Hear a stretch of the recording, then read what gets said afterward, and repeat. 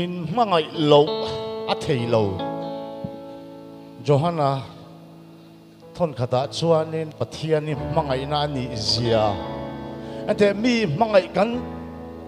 thei manglo ni tro mel ma mangai page ma se Pathian chumo min mangai lo zu han thei lo va hallelujah amen hallelujah phak phuania sin a ropui tro ate suala in ngai mai thei sual na apun po le khoi na la pung le zual zui arab thak tro khovel ta la sual na apun po le sem na na sa hallelujah ti tengu voi thum kat voi 1 2 3 ka tenga ring the win ate in hallelujah in la ti rin ber mai ni lovin in la au rin per ni ro se o 1 2 3 hallelujah oh Lord my man true le yes hey worship team ni te kan chak thina in lo ngai venem o ka shelo kan worship team te an la chuk lo re living sacrifice mo ka angai kat mai ni chuan khi in lo tilang ta ula slide ka kan kal de zung anga Pathianin amah anpuiin mihring siam ani chu ropui tro Pathian anpuiin ni kha mihring in ngai chuan ta khena in ziak Genesis bung khat chak som hi paruk chia photang tin Pathianin kan anpuiin keima ni ang takin mihring siamilla ati Isua le tharau thenglim kha avaron tel lu siamilla ati chumo kan siam te ang ati lo chuan chang som ni pasari na hian ati chiang tu tan Bible thui a fing ka ti ati thap mai ni Tichuan Pathianin amah anpuiin mihring siamna a plan ringot lo ati nati kinisu kan plan ringot kan ti le lo thil chu kan fail thin okay ma se Pathian chu nati Pathian anpui ngeiin ani siam ni lati le tanghal chuan sama kan hunga next ta khan sama hian ending eti kha Pathian ni na min pelesin sam za som thum pakwana chang som palia chuanin maktak le lau taka siam kan la ni le ngal le chu a mingenge makka tro lau lalpa ti chu fin na bulani chu wang chuanin khangang ni na te kha bin pe ni chu ma se ni chi la pon kan speaker khan na lo soi ka soi tu ra sia wani kanin lau to la ti ka se ton len khan kan lau tu ri lo di ro reng ke ma ni lau taka siam chu kan ni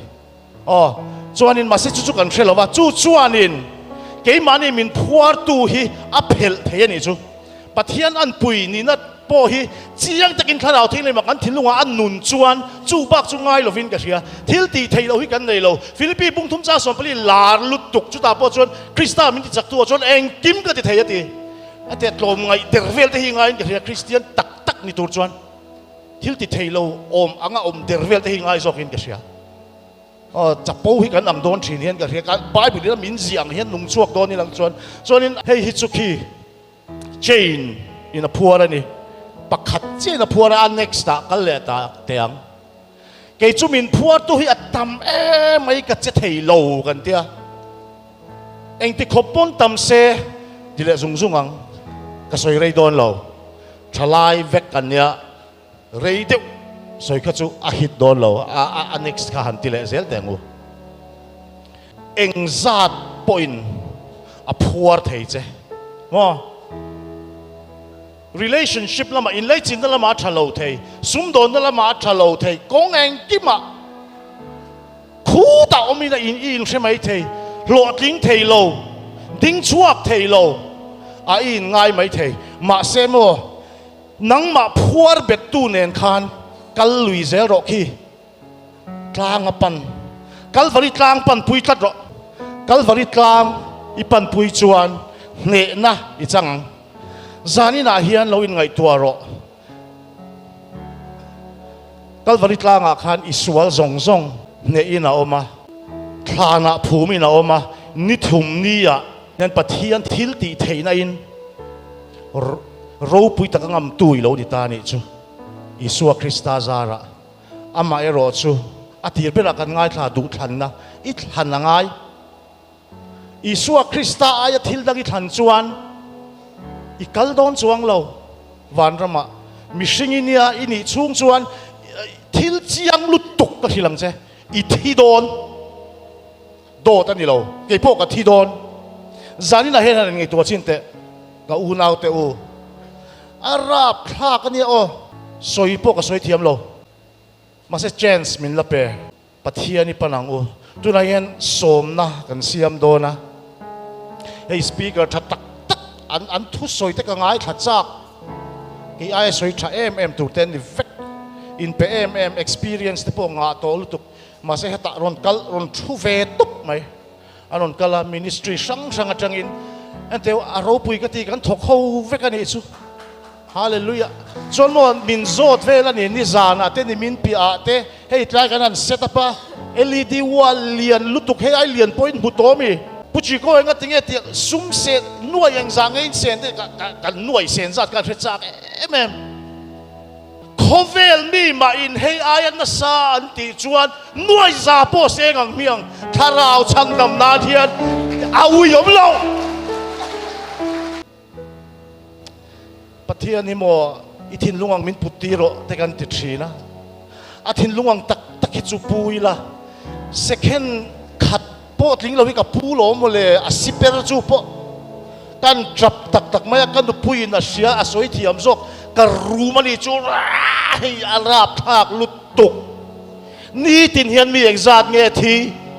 ni kar khata mi exat nge thi chung zinga chuan achan ve azat ve chuan Isua Kristai le chanam tuan la pom lo chung mi chuan nom chung chuan mo eng wangin nge nuai tlem te kan lo ui te lu lang Pathian mi te van nei that tak zo lom thu bo ka soi tu hemi kan ti theina chan hi open doors kan house lo rap thak lutuk ma se pat kan nei Pathian hian mo mi hi avahan nga em chom me zuar pon an on tho heta tam deu pon on tho Pathian lo ti pung mai ni chu zanin thleng khan kanin dai lo na tur zong an ron Pathian ti vek arin tla ka ni kan Pathian hi hallelujah la tuna kan speaker te zong he breakthrough atangin Dr. Denisa alokala chuan Christian omo ma vinyat culture atangin ho patangin te a chuan he zo thana kha a om poka chuan isakate po limpuya tenuma heta puku nga po oma midang kan omem uma ve na po kamu headline kan local chua ka nga music an lo play nga an lo zaya nga chumi hlan chuan luchunga kun ngatin tong trai na kan nei nga amasa in lo chho man kan zawain dingila som na ka siam don ta silang cheu heile che hi som na ka siam mai dam tak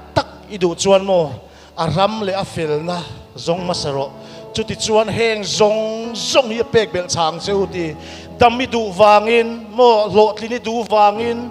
ril ruha dami du wangin Pathian lo zui su Pathian zui la chung chu mal som na ani zok aron aken te la chu ni mal som na ka masalo la mal som tu Pathian lo masang che o le kan tong trai lo ko nga kan speaker te ka trai local the yanga chuanin dam na du te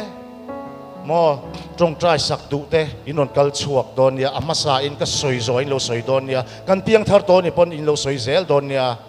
rom bung som chang ko le chang so ba chon I thin lungin mo Krista ki Pathian in thi na ata akai thole ti irena I ka I puan chu I za pui lo chon ti ni chu wang chon za pui lo vin zani na hian Pathian hi la le chanam tu I pomangu ka soi zoin lo soi don ya lalpa kan Pathian du tak zanin a hian hun tha min pe ka wangin lom thu ka hrila che ifapa Isua Krista ka tana tuarin ka thi ai thi in phum bo ba ai phum bo ba min kasual song la Tichuan alo thole ta hallelujah a thole la zara chuan nang ma nen kan lo in zon le ta lal le chandam tua ka poma che kanun kai suai tu ni la karin ru du zong ti to lo turin kamit mule kapen ka sia ten min suai to lo se i tharau thiang nim zok in min suai o se i fa ka di to sia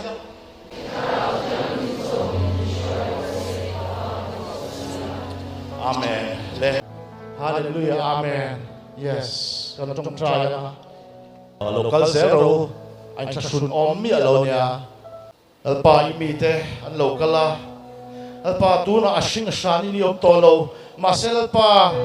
nang ma ring tu te nang ma ring nam tu te hallelujah kan local le nang ma ayo yen ipalai te kan misia hallelujah alpa kan kutom te hi iswa in milu chunga kutang hata allo tam thinang khan ikuta lo chanti lang che acha chu min tir to sia lom la pa i thil ti theda lo tilang ro hallelujah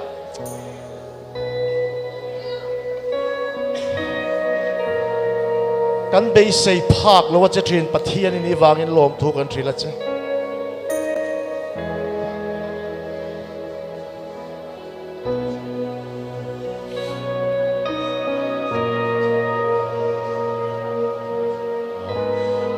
trong trai na dong to ha kan thei ze langa kan usher sten an lo pe don chewa trong trai sak to te ka hetia zani na hian in ho top kan du lo ni kan in biak zom zel theinan eng moni te po kan lo suang tua ve kan lo ngai tua kan bezui zel du chewa counseling du te bible study du te khateng ang kha provision internet kal tlangin eng moni kan siama chung chu an lo pe don chewa in phone number te an lo la dona dupon kan thiam ang in phone atangin in scan anga chuta chuan in phone number te feedback te po da the ni chuan trong trai na dong to kha chu anunga khan kal zelila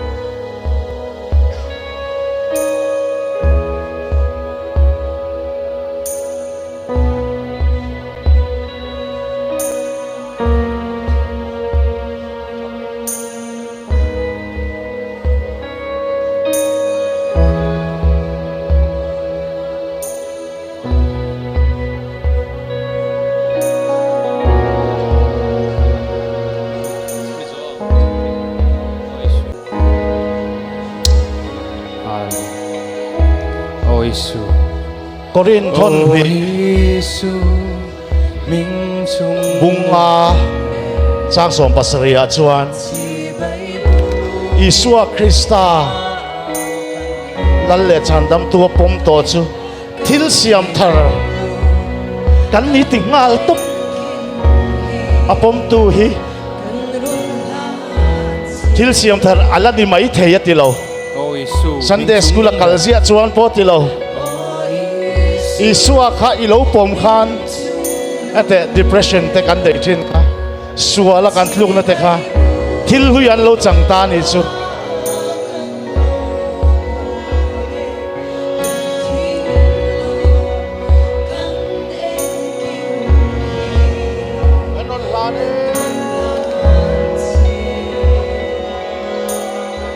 soi moi na zong kan lan